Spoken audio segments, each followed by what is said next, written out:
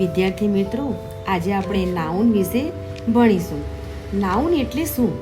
Noun એટલે કોઈ પણ વ્યક્તિ, સ્થળ, પ્રાણી કે કોઈ પણ વસ્તુને ઓળખવા માટે જે તે જુદા જુદા શબ્દો વાપરવામાં આવે છે તેને નાઉન તરીકે આપણે ઓળખીએ છીએ.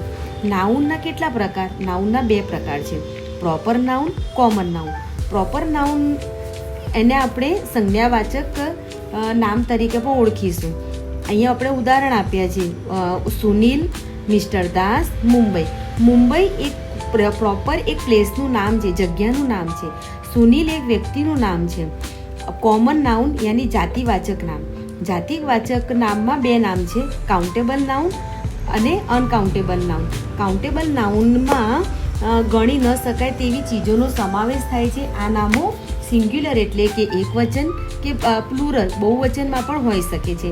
અનકાઉન્ટેબલ નાઉનમાં ગણી ન શકાય તેવી ચીજોનો સમાવેશ થાય છે. આ નામોના પ્લુરલ હોતા નથી એટલે કે બહુવચન નથી હોતા. ગણી ન શકાય તેવા મટીરિયલ યાની કે દ્રવ્યવાચક અને એબ્સ્ટ્રેક્ટ ભાવવાચક નામ પહેલાં આર્ટિકલ એ એન ધ પણ મુકાતા નથી, એનો ઉપયોગ થતો નથી. કાઉન્ટેબલ નાઉનના 2 પ્રકાર છે, કોમન અને કલેક્ટિવ નાઉન. કોમનમાં સામાન્ય cow, book, room, man. Collective નાઉનમાં એના ઉદાહરણ જોઈશું આપણે. અ ક્રાઉડ ઓફ પીપલ એટલે લોકોનું ટોળું. એન આર્મી ઓફ સોલ્જર સૈનિકોનું દળ. અ બંચ ઓફ ગ્રેપ્સ દ્રાક્ષનું ઝુમખું.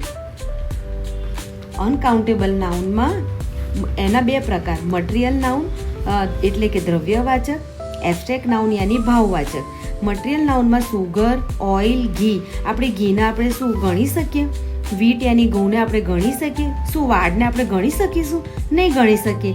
એટલે આપણે એને શેમાં સમાવેશ કર્યો છે? આપણે અનકાઉન્ટેબલના ઉદાહરણમાં. એબ્સ્ટ્રેક્ટ નાઉન યાની ભાવવાચક, લવ, બ્યુટી, જોય. આપણે કોઈને કેટલો પ્રેમ કરી શકીએ છીએ? શું આપણે ગણી શકીએ છીએ?